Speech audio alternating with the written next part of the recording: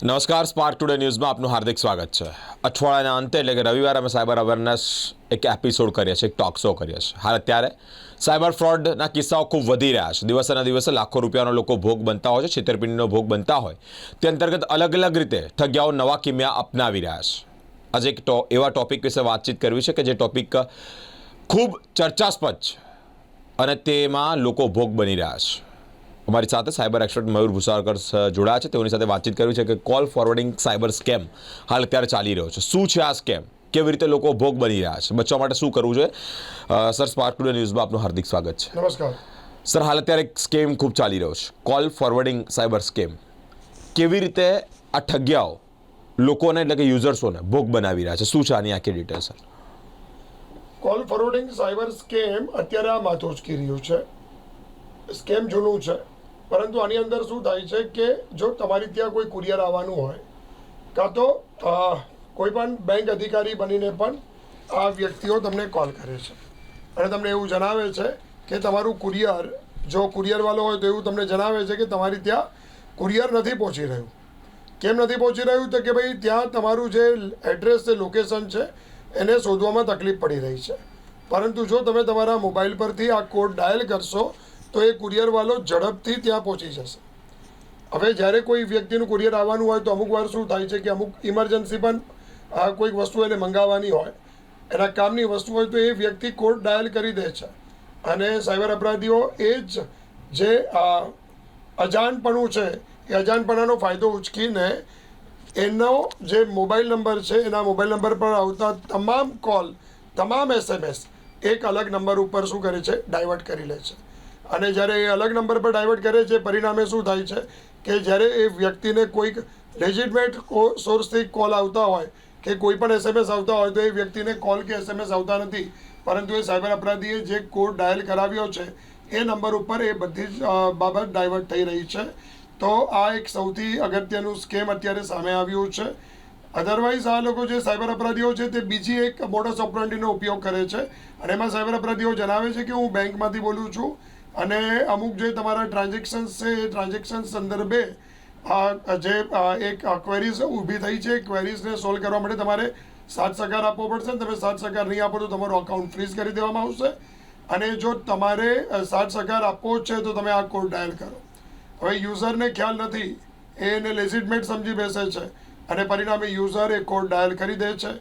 આ કોડ આમ બે પ્રકારના હોઈ શકે છે. એમાં સૌથી વધારે જે ચાલી રહ્યું છે *21#. ત્યારબાદ સાયબર અપરાધી પોતાનો નંબર 10 ડિજિટનો અંદર દાખલ કરે છે અને ત્યારબાદ હેશ. આમ આખી આ ફોર્મેટ છે.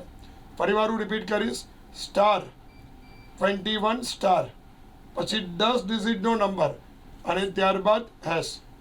મિત્રો, જ્યારે કોઈ પણ વ્યક્તિ તમને, અજાણ વ્યક્તિ કે જાણકાર વ્યક્તિ, તમને આ કોડ ડાયલ કરવાનું કહે ને ત્યારે સચેત થઈ જાય. આવા બીજા પણ એક કોડ છે જે 400ની સિરીઝમાં આવે છે, પરંતુ શરૂઆત તો સ્ટાર, પછી એક કોડ, પછી સ્ટાર અને અંતમાં હેશ.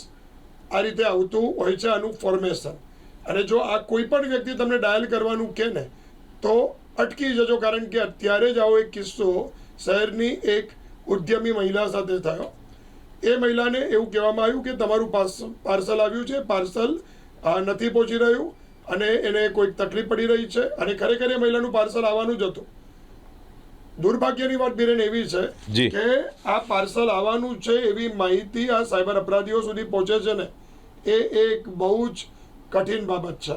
અને હું એવું માનું છું કે એ કઠિનાઈ અને એ કઠિનાઈને કારણે પરેશાની લોકોને થઈ રહી છે. એટલે એ ન થાય એવું એક વ્યવસ્થા કરવી હવે અત્યંત જરૂરી છે. કારણ કે જ્યારે કોઈનું પાર્સલ આવવાનું તો એને ખ્યાલ જ છે કે આજે મારું પાર્સલ આવવાનું છે. એને આગળથી જે લેજિટમેટ પાર્સલ ડિલિવરી જે સંસ્થા થકી થવાની છે એ સંસ્થા તરફથી પણ મેસેજ અને એક લિંક આવતી હોય છે કે તમે તમારા પાર્સલને ટ્રેક કરો. તેમ છતાં પણ જ્યારે આવા કોઈક વ્યક્તિઓ કે તમારું પાર્સલ આ જગ્યા પરથી આવવાનું હતું આટલી જ્યારે ઇન્ફોર્મેશન એને ફોન કરતો હોય ત્યારે કોઈ પણ વ્યક્તિ આવા સાયબર અપરાધીઓની વાતમાં આવી જાય છે. એમને એવું લાગે છે કે આ ખરેખર વ્યક્તિ સાચું જ બોલી રહ્યો છે અને પરિણામે આ જે સાયબર અપરાધીઓ હોય છે તે એમને એવું કહે છે કે ભાઈ એને તકલીફ પડી રહી છે, GPS સિગ્નલ લોસ છે, એવી અલગ અલગ વાર્તાઓ કરે છે અને વાર્તાઓ કરીને એવું કહેવામાં આવે છે કે તમે આ કોડ ડાયલ કરી દેશો ને તો ત્વરિત પાર્સલ તમારા સુધી પહોંચી જશે, અધરવાઇઝ આ પાર્સલ રિટર્ન થઈ જશે. હવે પાર્સલ રિટર્ન થયું એટલે એક ટેન્શન વધી જાય, કારણ કે ઓલરેડી મોટાભાગે લોકો પૈસા જ્યારે ચૂકવી દીધેલા હોય છે અને જ્યારે પાર્સલ રિટર્ન થાય ત્યારે એ આખી પ્રોસિજર રિવર્સ થઈ જાય અથવા તો તકલીફો વધી શકે એટલે લોકો ડાયલ કરી દે છે. પણ સ્પાર્ક ટુડે ન્યૂઝના માધ્યમથી આજે હું કહેવા માંગુ છું કે જ્યારે કોઈ ઇસમ તમને *21# ત્યારબાદ 10 ડિજિટનો મોબાઈલ નંબર અને ત્યારબાદ હેશ અને બીજો એક 400નો જે કોડ છે *401 કાં તો 402 કાં તો આવા અલગ અલગ કોડ હોય છે, એ કોડ ડાયલ કરવાનું કહે છે. પણ શરૂઆત *400ની સિરીઝ *10 ડિજિટનો નંબર અને ત્યારબાદ હેશ, તો ત્યાં જ સાવધાન થઈ જવાની જરૂર છે. બંને પ્રકારના ફોન, એન્ડ્રોઈડ ફોન અને આઈફોન બંને પ્રકારના કોડ ફોન પર આ પ્રકારનો કોડ આ લોકો ડાયલ કરાવે છે અને ત્યારબાદ જે છે કોલ એ ડાયવર્ટ થઈ જાય છે. તો બેન આ પ્રકારની મોડસ ઓપરંડી અત્યારે સામે આવી કે લેડી આ નંબર ડાયલ કર્યો એટલે એનો ફોન એના મોબાઈલ પર આવતા બધા જ કોલ જે સાયબર અપરાધીએ નંબર આપેલો 10 ડિજિટનો એના પર ટ્રાન્સફર થવા લાગ્યા, SMS ટ્રાન્સફર થવા લાગ્યા. એટલે પરિણામે એ કારણ કે એ ઉદ્યમી લેડી છે એને સતત કોલ આવતા હોય, પરંતુ જ્યારે કોલ અલગ નંબર પર જવા લાગ્યા ત્યારે એના બીજા નંબર ઉપર કોલ આવ્યો કે તમારો ફોન લાગી નથી રહ્યો અને ત્યારે એને ખબર પડી કે આ મેં ભૂલ કરી છે.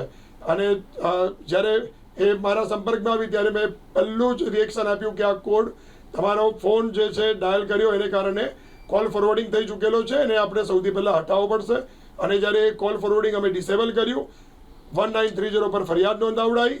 ત્યારબાદ જે કંપનીનો જે સર્વિસ પ્રોવાઈડર હતો એને એવું કીધું કે તમે ભલમનસાહીથી જેટલો સમય તમારો મોબાઈલ કોલ ફોરવર્ડિંગ પર રહ્યો તેટલા સમયમાં શું થયું છે તમારા નંબર થકી એનો એક ડેટા તમારા કંપની પાસેથી મંગાવો ઈમેલની અંદર. એટલે આ બધી ડિટેલ્સ જ્યારે ભેગી કરી ત્યારે આ વસ્તુને ડીએક્ટિવેટ કરાવી શક્યા.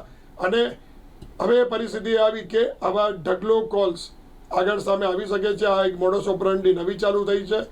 સ્પાર્ક ટુડે ન્યૂઝના માધ્યમથી હું તમામને આ બાબત સંદર્ભે વિનંતી કરવા માંગુ છું કે સ્ટારથી શરૂ થતો કોડ મોબાઈલમાં ડાયલ કરવો, પછી એ કોઈ પણ કોડ હોય, મોબાઈલ કોમ્પ્રોમાઇઝ થશે, હેક થશે અને ઘણું નુકસાન ભોગવવાનો વારો આવશે. એટલે સચેત થવાની જરૂર છે. જી બેન, ઘણી બધી આવી ઠગાઈ, આવી મોનસ ઓપરંડી યુઝ કરતા હોય છે ઠગ્યાઓ. તમારા એકાઉન્ટ નંબર, તમારી પર્સનલ પ્રાઇવસીવાળી જે બધી ડિટેલ છે તેના પર કબજો મેળવવા માટે એક પછી એક આવા અનેક કિસ્સાઓ આવે છે. એક પછી એક લોકો લાખો અને કરોડ રૂપિયામાં છેતરપિંડીનો ભોગ બને છે. કોઈ પાર્સલ રિગાર્ડિંગ વાત કરે છે, કોઈ પિનકોડ રિગાર્ડિંગ વાત કરે છે, કોઈક નંબર ડાયલ કરવાની વાત કરે છે. આ તમામ બાબતે સ્પષ્ટપણે આ બધી બાબતનો આપ ભોગ ન બનો, આપ સુધી આ સચોટ માહિતી પહોંચતી રહે તે અંતર્ગત અમે સાયબર અવેરનેસના કાર્યક્રમો કરતા રહે છે. સર, એક ક્વેશ્ચન કે જે લોકો ભોગ બની ગયા છે, એઝ અ ફરિયાદ દાખલ કરવી છે અને કિંમત, કોઈ પણ બેંક એકાઉન્ટની કિંમત જે લોકોની છીનવાઈ છે, એટલે કે જતી રહી છે, લૂંટાઈ ગઈ છે, તો એ લોકો ફરિયાદ સ્વરૂપે કયા પ્રકારના સ્ટેપિસ લઈ શકે, શું કહેવામાં આવે છે? સૌથી પહેલાં તો જ્યારે કોડ ડાયલ થઈ જાય છે ને, તો હું સૌથી પહેલી એક બાબત કહીશ. કોડ આપ નોટ ડાઉન કરી લેજો, #002#. ફરીવાર રિપીટ કરું છું કે મોબાઈલમાં જ્યારે આવી રીતે સાયબર ઠગિયાઓ કોલ ફોરવર્ડિંગ એક્ટિવેટ કરી દે છે, તો એ કોલ ફોરવર્ડિંગને ડીએક્ટિવેટ કરવા માટેનો સૌથી પહેલો કોડ છે #002#. અને જ્યારે તમે આ કોડ જે ડીએક્ટિવેટ કરવા માટેનો છે એને ડાયલ કરશો તો તરત એ તમારા જે કોલ ફોરવર્ડિંગ થયેલા છે એ ડીએક્ટિવેટ થઈ જશે. આ પહેલું સ્ટેપ્સ આપણે યાદ રાખવાનું છે. બીજું સ્ટેપ્સ 1930 પર ફરિયાદ નોંધાવવાની છે અથવા cybercrime.gov.in ઉપર ફરિયાદ નોંધાવવાની છે અથવા નજીકના સાયબર પોલીસ સ્ટેશનમાં જઈને જે એમનું પ્રોમ્પ્ટ સર્વિસ ડેસ્ક હોય છે ત્યાં તમારે રજૂઆત કરવાની છે અને તમારી સાથે શું થયું છે તે જણાવવાનું છે. આ બીજું કાર્ય તમારું રહેશે. ત્રીજું કાર્ય, તમે તમારા બેંકના ટોલ ફ્રી નંબર પર પણ ફોન કરીને જાણ કરો. કારણ કે આ લોકો શું કરે છે, જ્યારે કોલ ફોરવર્ડિંગ કરે છે તો એ લોકો સૌથી પહેલાં SMS અથવા તો કોલથી તમારું વોટ્સઅપ રજિસ્ટર કરવાનો પ્રયત્ન કરશે અથવા તમારા બેંક ટ્રાન્ઝેક્શન્સથી ભાગ મેળવવાનો પ્રયત્ન કરશે અને બેંકમાંથી પૈસા કાઢવાનો પ્રયત્ન કરશે અથવા તમારા મોબાઈલનો ઉપયોગ કરીને બીજા અલગ અલગ વોલેટ ખોલવાનો પ્રયત્ન કરશે. તો આટલા પ્રકારની ગંભીરતા હોય છે એટલે તાત્કાલિક આપણે ત્વરિત પગલાં લઈએ તેટલું આપણે નુકસાનથી બચી શકીએ છીએ મિત્રો. ત્યારબાદ તમારા સર્વિસ પ્રોવાઈડરને પણ તમે જાણ કરો કે આવી રીતે મારી સાથે થયું છે. બેંકને જાણ કરો કે બેંકને ટોલ ફ્રી નંબર પર જાણ કર્યા પછી તમારા સર્વિસ પ્રોવાઈડરને જાણ કરો અને સર્વિસ પ્રોવાઈડરને જાણ કર્યા પછી તમારા જેટલા પણ પાસવર્ડ્સ છે એ આ પાસવર્ડ્સને તમારે બદલી નાખવાના છે. એટલે સૌથી પહેલી ક્રોનોલોજી એવી હોય છે કે #002# આ કોડ ડાયલ કરીને ડીએક્ટિવેટ કરવું. નંબર 2, સાયબર ક્રાઇમ પોલીસ સ્ટેશનને જાણકારી આપવી. નંબર 3, બેંકને જાણકારી આપવી. આ 3 સ્ટેપ્સ સૌથી પહેલાં અગત્યના છે, એને ફોલોઅપ કરવા આપણે. અને નંબર 4 સૌથી અગત્યનો મુદ્દો છે કે આપણા જેટલા પણ પાસવર્ડ્સ છે એ પાસવર્ડ્સને આપણે શું કરી નાખીએ, બદલી નાખીએ તો હું એવું માનું છું કે આપણે સુરક્ષિત રહી શકીએ છીએ. પરંતુ આટલી બાબત કરવી અત્યંત જરૂરી છે. જી બિરેન. ખૂબ ખૂબ આભાર મહત્વની ઇન્ફોર્મેશન અમારી સાથે શેર કરવા બદલ. મિત્રો, આ જે ઇન્ફોર્મેશન છે, આવા અનેક કિસ્સાઓ સર પાસે આવતા હોય છે. પોતે સાયબર એક્સપર્ટ છે. ઘણા બધા લોકો ભોગ બનેલા વ્યક્તિઓ આપણી પાસે પહોંચતા હોય છે અને અલગ અલગ રીતે આ બાબતે બચવા માટે શું કરવું છે તેવા અલગ અલગ જે માહિતી છે, ઇન્ફોર્મેશન છે, તે પણ લેતા હોય છે. મિત્રો, સાયબર અવેરનેસ કાર્યક્રમ કરવાનો મુખ્ય હેતુ જે છે કે હાલ અત્યારે આવા ફ્રોડના કિસ્સાઓ વધી રહ્યા છે. ઠગ્યાઓ અલગ અલગ નુસ્ખા, અલગ અલગ મોડસ ઓપરન્ડી અપનાવી રહ્યા છે. કારણ ટેકનોલોજી વધી રહી છે. લોકો ટેકનોલોજીના અમુક ઇન્ફોર્મેશનના અભાવે આ બધી વસ્તુઓનો ભોગ બની જતા હોય છે અને લાખો અને કરોડો રૂપિયાની છેતરપિંડીનો ભોગ બનતા હોય છે. અલગ અલગ ટોપિક સાથે સાયબર અવેરનેસ અંતર્ગત આપ પણ અવેર થાવ એવા અલગ અલગ કાર્યક્રમો, એવા અલગ અલગ ટોપિક વચ્ચે આપ સાથે ઉપસ્થિત થતા રહીશું. અમારી સાથે તમામ અપડેટ જોવા માટે સ્પાર્ક ટુડે ન્યૂઝ પર જોડાયેલા રહો. કેમેરામેન ગૌતમ સાથે હું બિરેન, સ્પાર્ક ટુડે ન્યૂઝ.